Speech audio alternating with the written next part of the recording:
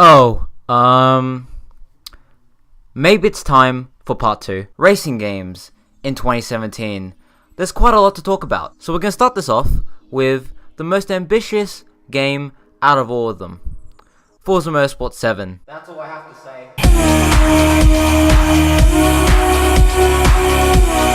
say. But seriously though, there isn't that much of a difference, which it isn't too surprising, except for the graphics and the new camera that they showed off, which looks like it'll be shaking even when you're going at like 5 miles per hour. And of course, they've taken the customization parts from Forza Horizon 3, like the Rocket Bunny, Liberty Walk, and the Forza kits. There's also dynamic weather, more cars, you know, the usual. So overall, Forza Motorsport 7 is Forza Motorsport 6.5.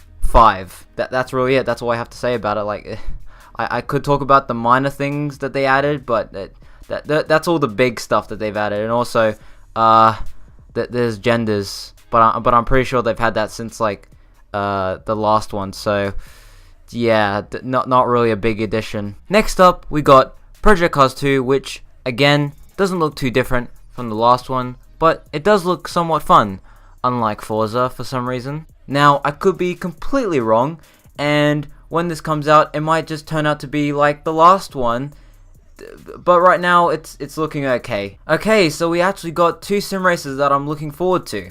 Dirt 4 and GT Sport. They are looking to be my favorite sim races this year, and I've actually had a chance to play GT Sport through the beta that they've had up for like how long now? And I'm liking how it handles so far. It feels like something I could get into. But Dirt 4, that's looking to be my overall favorite sim racer, because even though I don't mind track racing, rallying just sounds a lot more appealing to me. You know, it sounds more fun, engaging, and open than racing around a circuit a few times, if I'm honest. So yeah, Dirt 4 is definitely taking the lead with being my favorite sim racer this year. Alrighty, now we're up to the racing games that I'm the most excited for, and why not start it off with The Crew 2? My thoughts before E3 were that it was going to be set in a new location like Europe, another gritty storyline with new and returning characters, more cars, customization, you know, new features, and you know, just the stuff that you would normally expect. But during the Microsoft press conference, the Crew 2, well, it wasn't the official trailer, it was just like a little 30-second clip that was taken from a Facebook ad that was leaked, and yeah, I was quickly turned away from that and just everything about it. But once the Ubisoft press conference was live and the Crew 2 gameplay was being presented, my thoughts before completely went out the window. I didn't really like how they were implementing planes and boats, but now I think they're a great addition to the game. And they've added a new feature where you can switch between all these different vehicle types on the fly. You get that one, fly, because there's plane. Like, imagine that you're driving around in your brand new Camaro and you see one of your friends drop down from the sky from a plane to a GT3 Porsche, and your other friend is racing across the ocean in his boat, and all of you are trying to get to a certain location like LA. That to me sounds like a lot of fun, and I can already see tons of people recreating some of the old Top Gear challenges, like the one where Jeremy was in the Bugatti and Richard and James were using a plane against him. So yeah, I can see a lot of those old challenges from Top Gear being recreated in The Crew 2, especially with the addition of these other vehicle types. The story seems like it's taking more of a Forza Horizon / Motorsport influence rather than the traditional revenge storyline that we've seen previously. Now, I don't know how I feel about it yet, but the good thing is, if you don't want to get into the motorsport side of the career and you want to stick to the illegal side, you can do that. And that was one of my main worries, that you would have to complete all these different disciplines, but you don't have to, which is awesome to know. And one more thing, what happened to the crew aspect of the game? I didn't see or hear anything about us working with a crew in the game, which is weird because, you know, it is called The Crew after all.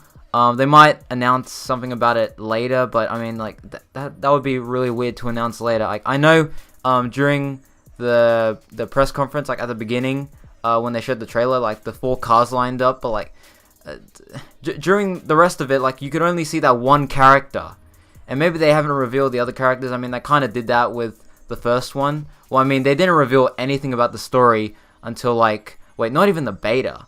Actually, a little bit with the beta, but like, they kept it very under wraps, and I think it'll be the same with this. Other than that, though, this is looking to be one of my favorite racing games coming out next year. Unless they do a 2013 and it doesn't come out until late 2018, but we'll have to wait and see on that. So, we all thought Ghost Games were just going to take Need for Speed 2015, fix most of the issues we've had with it, like the physics, handling, and the netcode, and add more customization, cars, you know, the obvious stuff. And add a proper story with a gritty atmosphere, with an antagonist we need to go up against. But instead, they took all of that, and took it way further than we could have imagined. This year, Need for Speed and the crew are really pushing themselves to create the most ambitious and diverse racing games coming out this year. Now, I will say that I wasn't massively hyped because of this. Get rid of these guys.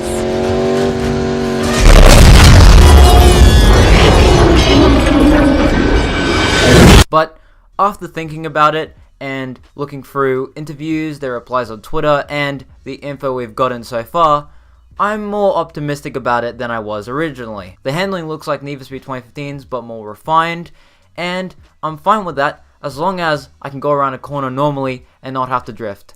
That'll be great. That was really my only worry besides the takedown camera, which will only be in the heist missions for cool epic effects because it's an action based game. Why wouldn't they add that? I don't mind the direction that they're going with the story. Like, I'm actually quite interested to know more about the story, but I would have liked to seen a story similar to 2015's, but just without, you know, the characters that they had, except for Travis. Travis would be cool to have, you know, in the next game, but that didn't happen. You know, have a story similar to 2015's with, you know, the urban car culture theme, but with an antagonist or antagonist, you know, like that one game. But I am more interested to know about the story now. I know it's a pretty generic plot, but if it's done well and it's enjoyable to play through, who cares? And the same thing goes for The Crew 1.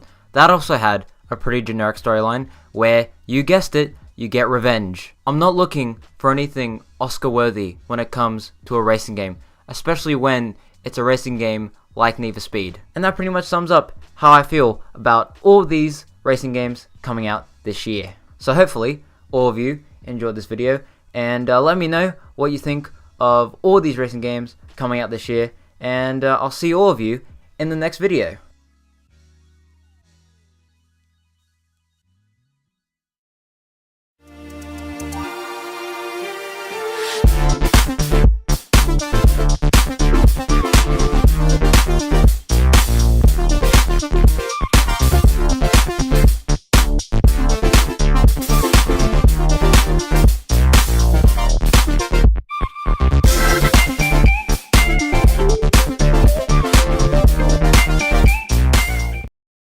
I got my boy Marcus, executive producer here. He is the producer on the game. Thank you for having me. Hey man, thanks Jesse.